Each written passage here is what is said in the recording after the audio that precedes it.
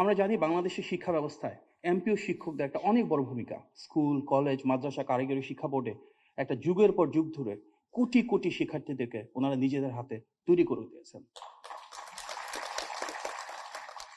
আমরা অত্যন্ত সৌভাগ্যবান, জনগণের ভোটে নির্বাচিত মাননীয় প্রধানমন্ত্রী সেই আকাঙ্ক্ষাকে ধারণ করে শুরু থেকে বলে এসেছেন, এই বাংলাদেশকে যদি সামনের দিকে এগিয়ে নিয়ে যেতে হয়, তাহলে আগামীর বাংলাদেশের যারা কাণ্ডারি, সেই শিক্ষার্থীদেরকে যারা তৈরি করে, সেই কারিগর অর্থাৎ শিক্ষকদেরকে সর্বোচ্চ প্রাধান্য দিয়ে আমাদের শিক্ষা ব্যবস্থার সংস্কার করতে হবে। একটি নির্বাচিত সরকার কেন প্রয়োজন, একটি গণতান্ত্রিক রাষ্ট্রে কিভাবে প্রতিটি শ্রেণী এবং পেশার মানুষের অধিকারকে সংরক্ষিত করা হয়, আজকে আমাদের ক্ষুদ্র এই প্রয়াস, আজকের অনুষ্ঠান হয়তো সেটারই বহিঃপ্রকাশ। কারণ আমরা যদি দেখি, অবসর সুবিধা বোর্ড এবং কল্যাণ ট্রাস্ট খুব বড় দুটো উদ্যোগ, যেগুলো এমপিভুক্ত শিক্ষকদের স্বার্থকে সংরক্ষণ করেছিল, সেটি কিন্তু জনগণের ভোটে নির্বাচিত বিএনপি সরকারের সাবেক মাননীয় প্রধানমন্ত্রী দেশনেত্রী বেগম খালেদা জিয়ার হাত তৈরি। এবং এই দুটো উদ্যোগের মাধ্যমে আমাদের এমপিভুক্ত শিক্ষকদের সবসময় অর্থনৈতিক সহযোগিতা করা হয়েছে, স্বনির্ভরতা নিশ্চিত করা হয়েছিল। কিন্তু আমরা দেখলাম কি, যখন ফ্যাসিবাদ কায়েম হলো, তারপর প্রাথমিকভাবে শুরু হলো এই অর্থটুকু ওনারা যখন পেতেন নিজেদের অধিকার, সেটার জন্য ঘুষ দেওয়া হতো, এগুলোকে দলীয়করণ করা হয়েছিল, বেছে বেছে মানুষদেরকে দেওয়া হতো, আর যারা গণতান্ত্রিক মানুষ তাদেরকে বঞ্চিত করা হতো। বছরের পর বছর ধরে এভাবেই চলছিল। বাংলা কিউআর যেখানে, নগদ পেমেন্ট সেখানে। সারা দেশে 10 লাখেরও বেশি মার্চেন্টে নগদে পেমেন্ট করুন খুব সহজে।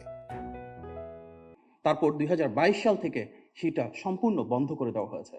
আমরা দেখেছি প্রায় 7,000 কোটি টাকা, যেটা আমাদের শিক্ষকদের শ্রম, ঘাম, অশ্রুতে অর্জিত, সেটা তৎকালীন ফ্যাসিবাদী সরকার লুণ্ঠন করেছিল। তারা সেটাকে আত্মসাৎ করে দেয়, তারা সেটাকে পাচার করে দেয়। আমাদের শিক্ষকরা সেই টাকা কখনোই পান নাই।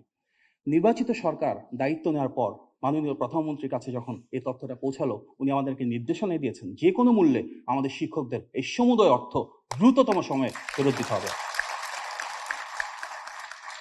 আর তাই সরকার গঠনের পর অত্যন্ত স্বল্প সময়ে 6 মাসের মাঝে প্রাথমিকভাবে আমরা 2,000 কোটি টাকার সংস্থান করেছি মাননীয় প্রধানমন্ত্রীর নেতৃত্বে, এবং মাননীয় শিক্ষামন্ত্রীর উদ্যোগে আমরা পর্যায়ক্রমে এই পুরোটা যত দ্রুত সম্ভব ইনশাল্লাহ আপনাদেরকে ফিরিয়ে দেবো, সেটা আমাদের প্রস্তাবনা।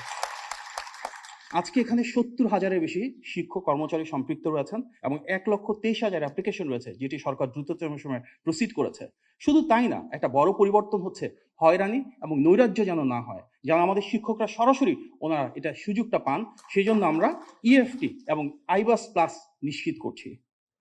মাননীয় প্রধানমন্ত্রী সেই ভিশন, যেখানে আগামীর বাংলাদেশ গড়ে তুলবে আমাদের দক্ষ, যোগ্য, সুনাগরিক সন্তানেরা, আর তাদেরকে তৈরি করবেন দক্ষ, যোগ্য, সুপ্রতিষ্ঠিত শিক্ষকেরা, যার জন্যই শিক্ষকদের স্বার্থ সংরক্ষণ করা, ওনাদেরকে আর্থসামাজিকভাবে আরো বেশি ক্ষমতায়িত করা এবং ওনাদের পাশে থাকা, এটি আমাদের সরকারের একটি অগ্রাধিকার। আর সেই শিক্ষকদেরকে যারা পথ দেখিয়েছেন, সেই অবসরপ্রাপ্ত শিক্ষকদের পাশে সবসময় আমাদের নির্বাচিত সরকার ইনশাল্লাহ মাননীয় প্রধানমন্ত্রীর নির্দেশনায় আপনাদের সাথে থাকবে। আজকে আমাদের শিক্ষকদের প্রতি এই রাষ্ট্রের পক্ষ থেকে ছোট্ট যে সম্মান, যে ভালোবাসা, তার কারণ অবসরপ্রাপ্ত শিক্ষকদের প্রতি রয়েছে আমাদের গভীর দায়বদ্ধতা। আপনাদের লক্ষ লক্ষ শিক্ষকদের হাত ধরেই আমাদের মতন কোটি কোটি শিক্ষার্থী আজকে সমাজের বিভিন্ন পর্যায়ে ছড়িয়ে গিয়েছে। আপনারা ভালো থাকলে ভালো থাকবে বাংলাদেশ, এবং আপনারা ভালো থাকলে এগিয়ে যাবে আমাদের নেতৃত্বে, আমাদের সাথে সমগ্র বাংলাদেশ একযোগে। সুতরাং আগামীর বাংলাদেশ সমৃদ্ধ হবে, স্বনির্ভর হবে, আপনাদের হাতে গড়ে তোলা শিক্ষার্থীদের মাধ্যমে এগিয়ে চলবে, এবং আমাদের দিক থেকে মাননীয় প্রধানমন্ত্রীর নির্দেশনায়, মাননীয় শিক্ষামন্ত্রীর বিভিন্ন উদ্যোগে আমরা সব সময় আপনাদের জন্য যা কিছু করা সম্ভব একযোগে ইনশাল্লাহ করে যাবো। আপনাদের সবাইকে ধন্যবাদ। আসসালামু আলাইকুম।